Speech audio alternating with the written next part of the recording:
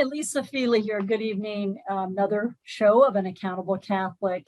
And as followers of Jesus and believers of a great God, we really need to commit ourselves to being more accountable. So in that light, I have a great guest that we're asked to come on our show, and he's joined us. I'm going to give you your title first. I know that's not what you do now, but he's a retired United States Air Force Lieutenant Colonel. I'm very impressed. I love your background. And now he serves as a commissioner out in New Mexico. So all the way from New Mexico, Mr. Jay Block, thank you so much for joining us, sir. Lisa, it's great to be back with you again for my second appearance. Well, I was born and raised in Manchester, New Hampshire. I went out to, grew up in a 3-decker apartment building there. I came from a lower middle class neighborhood. Had, unfortunately, drugs impacted my family with my parents pretty heavy, and it impacted me as well in different ways, where I'm just very anti-drug, but didn't have much money, had to enlist in the reserves, went off to college at North Dakota State. It was cheaper to go to school in the Midwest for me. My parents didn't have money, and I went out there. I worked my way through school with numerous jobs. I ended up also getting a scholarship in my last 2 years that covered most of my stuff for the as a ROTC cadet in the Air Force. Graduated from North Dakota State. Go Bison, wearing it right here. All right. Yeah, love my school. So always got to put a plug in for North Dakota State and Fargo. So please apply and go. I love it. Good school. And went off to the Air Force for 21 years, basically as a nuclear officer and ICBM launch officer for Minuteman III, as a maintenance officer on Minuteman III, nuclear policy officer at the Pentagon. I also was the commander and senior American twice on foreign soil in the Netherlands and on the British island in the South Atlantic, Ascension Island. Volunteered for a combat tour in Afghanistan in 2005, 2006. Probably the best part of my career, and the worst part of my career in some ways too, was being over there, but organizing a lot of humanitarian missions around the Kabul area. It was just probably the most amazing thing I ever did in my military career was doing that stuff. Served in Germany as a deputy group commander for a nuclear mission over with our NATO partners, and then came back to New Mexico in July of 2015 at Kirtland Air Force Base. My career is basically over. I owed the Air Force a year. I was ready to go do something else, and got into private industry as a nuclear consultant with a science and technology firm, and then decided to continue to serve here in New Mexico as a county commissioner. I decided to stay here. I fell in love with the area. It's beautiful scenery. It's a lot of great culture here. The food is amazing. So come to New Mexico and try the green chili. I'm more of a green guy than a red guy. And the people are just amazing. It's incredible history here that goes back thousands of years. So Mexico is beautiful. Well, what an incredible story. And I know earlier, so I'll have you go back on it a little. I mean, you could have easily fallen into a very victim mindset, which to me is not the right mindset to get you, to get going in an incredible life that you had. Why do you think, or what prevented you from not going that direction? When we talk about morality too, I do think when you fall into that victim mindset, you're more subject to, I guess, making some poor decisions too, because you don't know what to believe. Well, I made a lot of mistakes, Lisa, growing up. I mean, I made a lot of mistakes. But I had my grandparents who were extremely influential in my life. Basically, I lived in the same apartment building as they did. And they were very moral people. My grandfather was Jewish, became a Catholic when he met my grandmother during World War II, and they were both heavily involved in the church.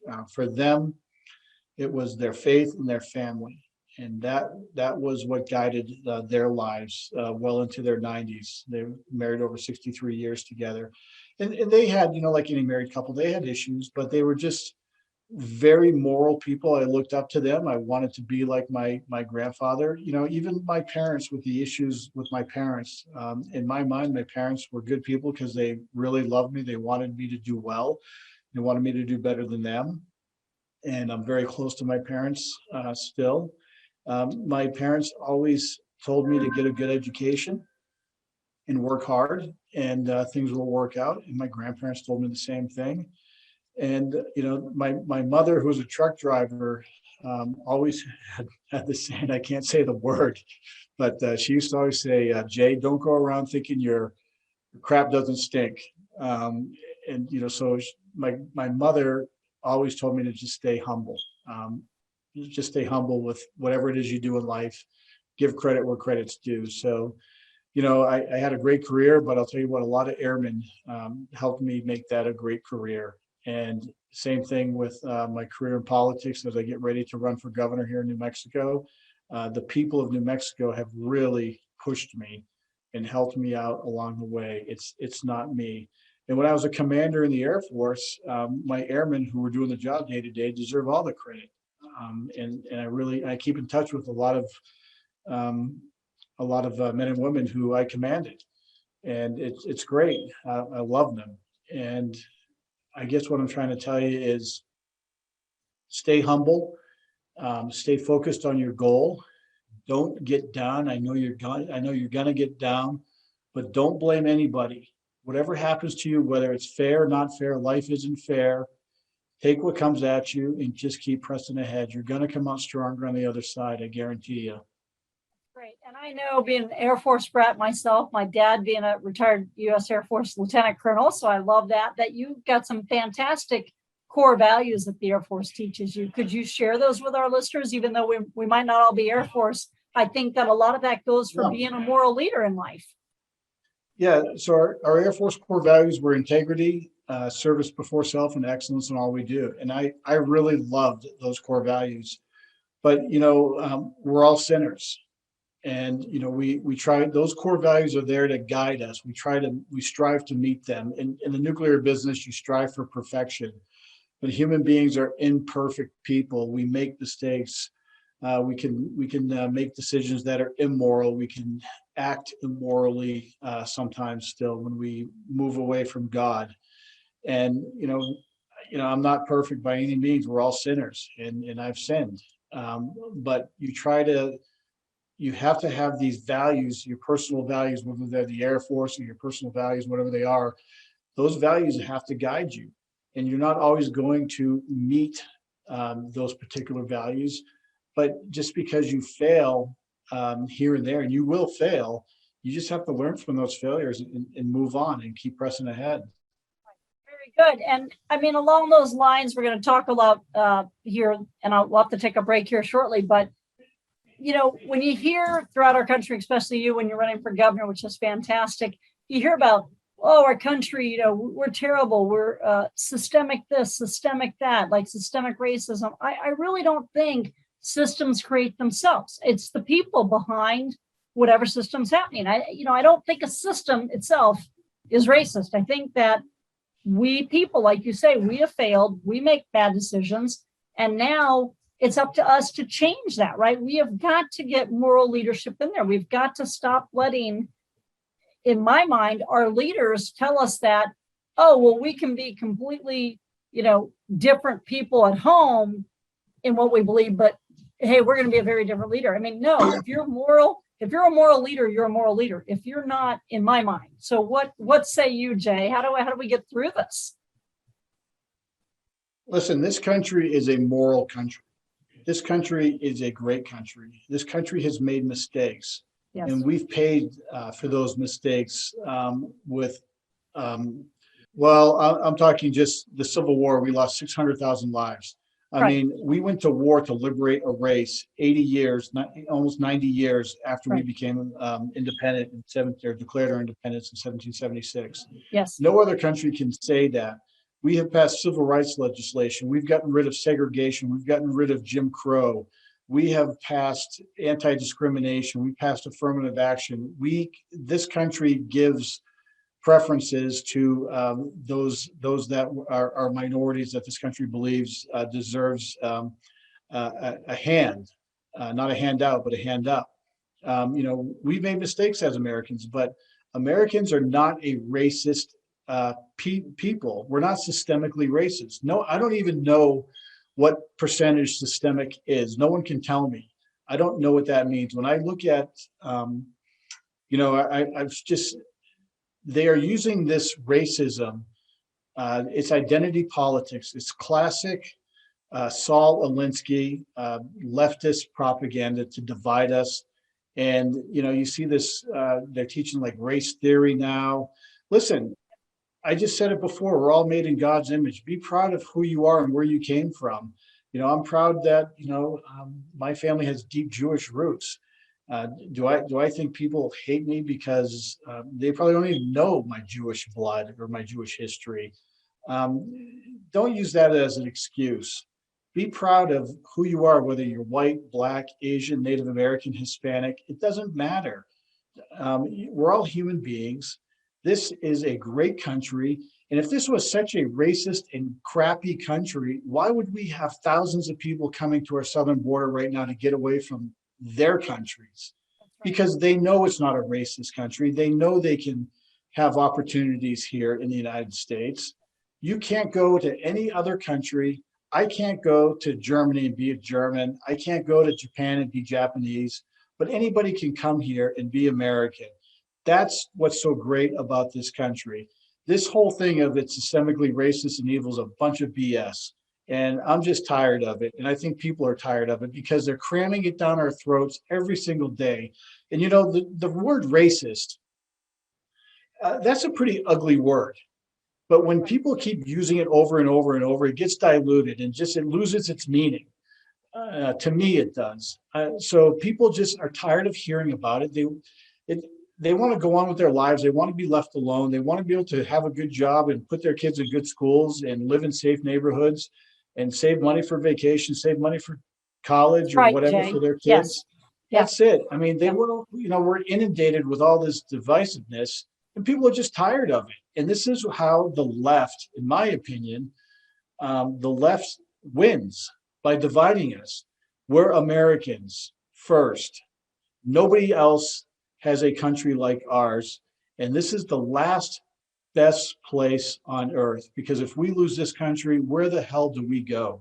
And I agree with you that while we have to learn from our history too, we've got to go forward. I mean, and I guess that's what I'd love to ask you as you go into, hopefully being a future governor in our country, is how do we get past this misunderstanding? Or again, and I hate, I don't want to go into it. I won't say, hey, I dislike playing left, right, Republican, not Republican.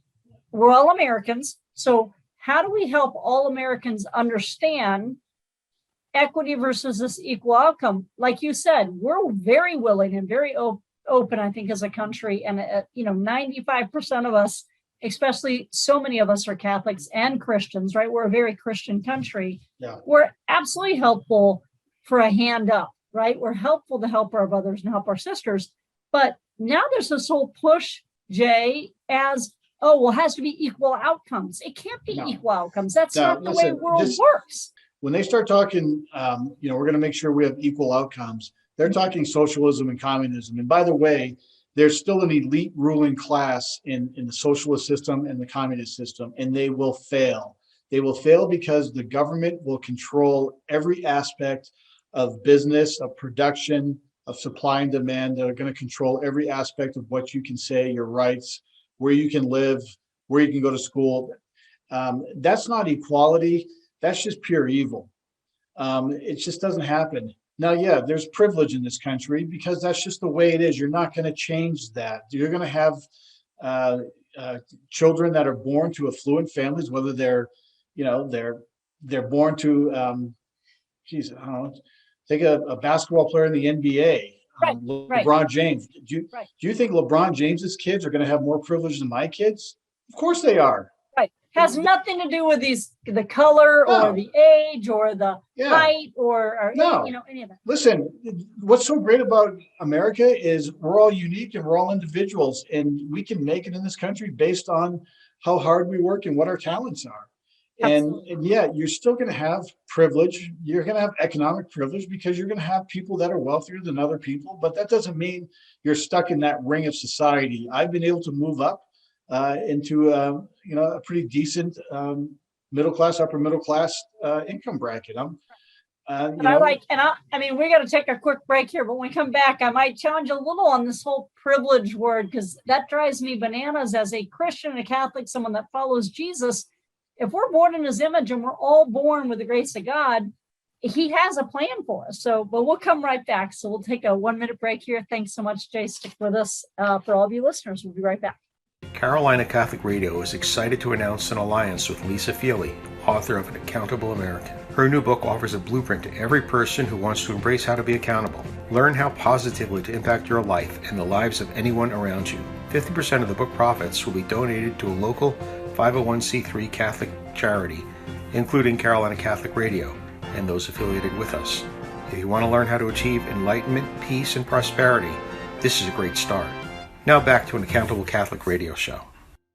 Well, welcome back. This is Lisa Feely again, and we are back with Jay, and we're going to continue talking about really moral leadership. And one of the things, Jay, that you were saying before the break, and I just kind of want to challenge a little or get more input on it, is this idea of privilege, and then I'm going to say Christian values and Christian beliefs, because we really true believers of Jesus, I don't believe in privilege. I really don't. I think we're asking the wrong questions. We're trying to get everybody's gander up, and that throws people into a victim mindset. When I look at privilege, and people would say, I'm privileged, I'm saying, look, my parents and your parents, grandparents, right? They worked very, very hard. They achieved a lot in life. And my dad was poorest of 12, dirt poor. So why are we trying to harm today's children by having this mindset of telling them they're privileged?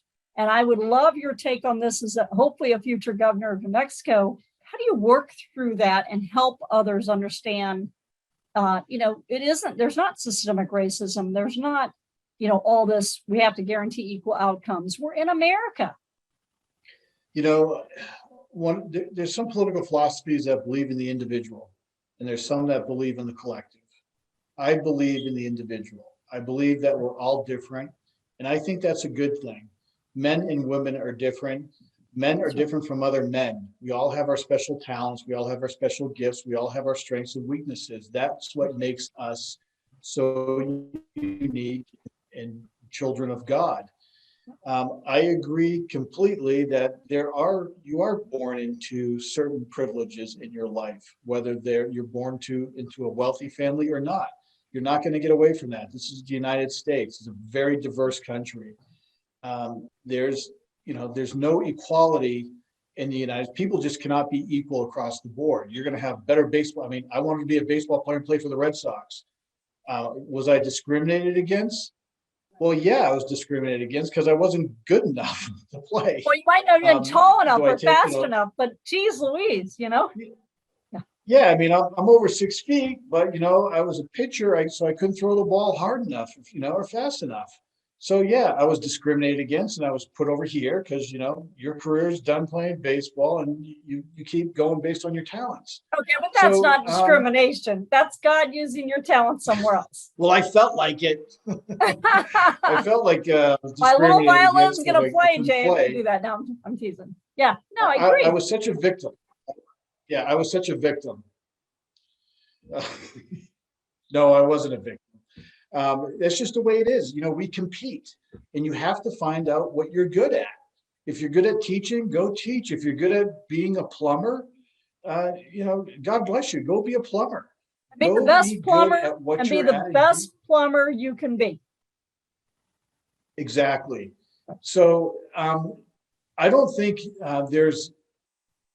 I don't think anyone can do, if you're Jewish or Black or Hispanic, I don't think any college is going to say you can't be a plumber because you're Jewish or you're Black or you're white or something. There's no systemic racism anywhere. You will get ahead and you'll do well based on your talents.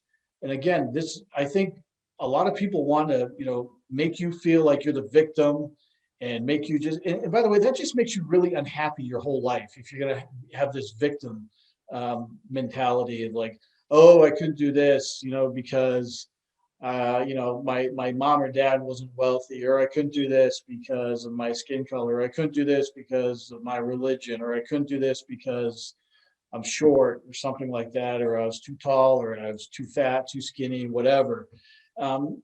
That just keeps you down, is all that does. And by the way, when you're just upset and you're upset all the time, and you're mad and depressed because you're a victim, it takes a toll on you physically, mentally, and spiritually. It takes you away from God. It takes a toll on you mentally.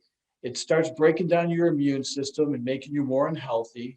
So that, and by the way, and then you're weaker, you're easier to control when you do that. If you just say, look, all right, I didn't make the team, or okay, I didn't get into that college or whatever, or I got fired or something. Okay, let me learn from my mistake, and let me figure this out, and I'm just going to press ahead, because my life is more important than being a victim.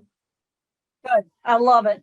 And you and I chatted earlier too, and I'd love to hear your thoughts on term limits, because when we look again at moral leadership, to me, moral leadership doesn't allow us to be complacent, but I don't know anybody that is going to take on 30 to 40 years of being in government and not becoming complacent. Therefore, they're letting us down. That's not what our country was founded on, was it, Jay? I mean, no, these people go to Washington, they stay there too long, they forget about who they are, where they came from, they forget about the people they're supposed to represent. We need term limits. There's, all they really care about is raising money and scoring political points. Both sides, by the way, do this.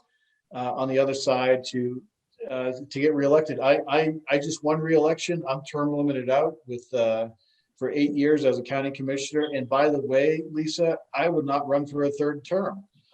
Someone else can take my place. I'm done.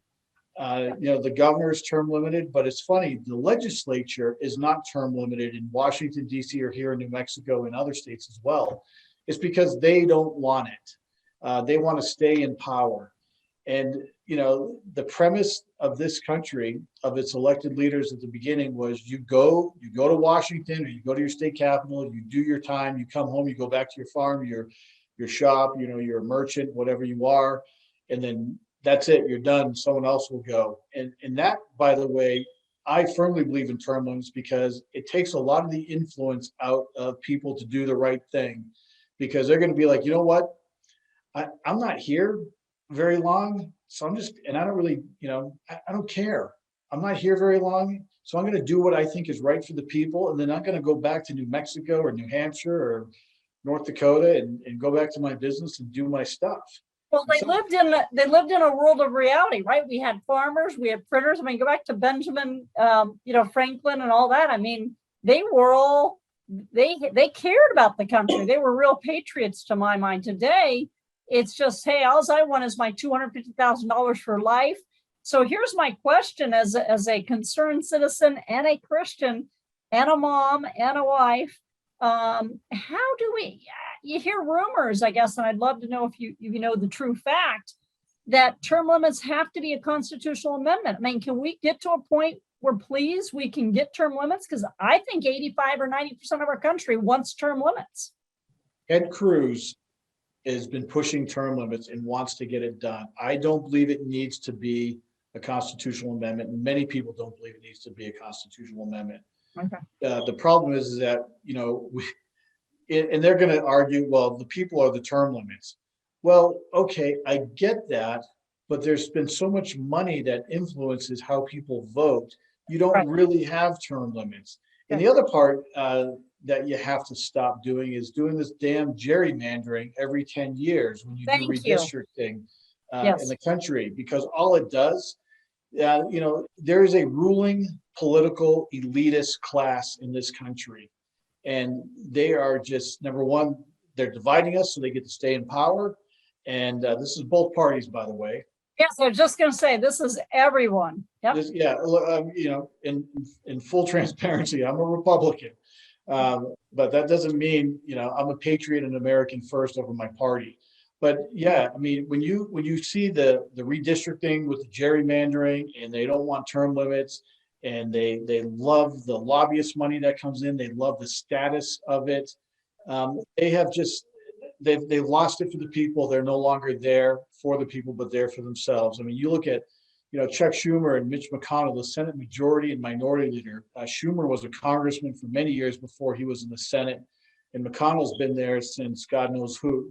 I have stats in my book, and it's 63% of all Democrats and 37% of all Republicans have. I mean, there's some people that have been there 45, 50 years. I mean, you got to be kidding me. Well, Joe Biden's a prime example. He was elected to the Senate in 1972.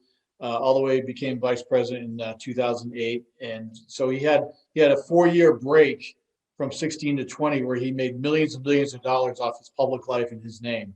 How that is such swamp and such corruption right there. And by the way, not just Biden, so many other people do it. Right. And if you had term limits, I think would you still have corruption? Of course. Yep. But would you have the issues that we have today in this country? I don't think you would. And I would argue that this would be a much better country, would be less divided if you had term limits. So I'm going to get you on the air if you'll do it. So if you become governor, are you behind term limits? Listen, I will support, well, I'm term limited as a governor as well for 2 terms. Right. And by the way, that's a good thing. But I meant for all of Congress, like everyone needs to be out after 2 terms. Gone. I think 2 terms in the Senate, which is 12 years. Here in New Mexico, state senators are 4 years.